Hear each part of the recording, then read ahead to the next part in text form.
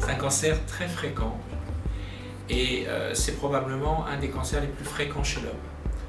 Aujourd'hui, nous avons à notre disposition de très nombreux traitements qui sont préconisés en fonction de la situation des patients. Plus on intervient tôt vis-à-vis d'un cancer de prostate, meilleures sont les chances de guérison.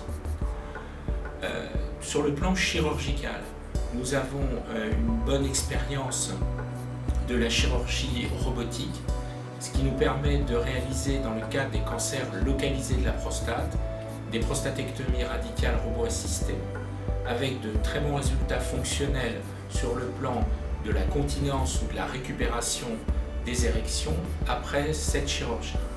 L'intérêt de l'utilisation du robot Da Vinci, c'est que les patients récupèrent beaucoup plus vite qu'avec les autres techniques, et ce qui nous permet de faire sortir et de faire rentrer chez eux les patients beaucoup plus rapidement qu'auparavant. Alors, le dépistage du cancer de la prostate est un sujet actuellement qui est controversé. Les sociétés savantes urologiques, en particulier la Société française d'urologie, préconisent la réalisation d'un dépistage qui doit être réalisé sur une population ciblée, c'est-à-dire sur les hommes de plus de 50 ans ou chez les patients dans lesquels un ascendant direct a un cancer de prostate. Ce dépistage repose principalement sur la réalisation du toucher rectal et du dosage de l'antigène prostatique qui est réalisé de façon régulière, à peu près une fois par an ou tous les 2 ans.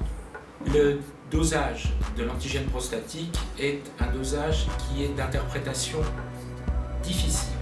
Il faut l'interpréter en fonction de l'âge du patient, en fonction du volume de la prostate, et il faut être prudent car ce dosage n'est pas complètement spécifique et on peut tout à fait avoir un dosage normal et être porteur d'un cancer et avoir un dosage élevé sans avoir de cancer.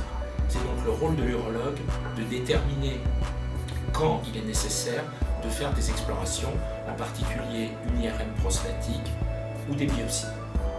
Et ce qui va permettre d'avoir un suivi longitudinal du patient et déterminer à partir de quel moment il est nécessaire de réaliser des explorations, voire des biopsies, pour déterminer s'il existe ou pas un cancer de prostate.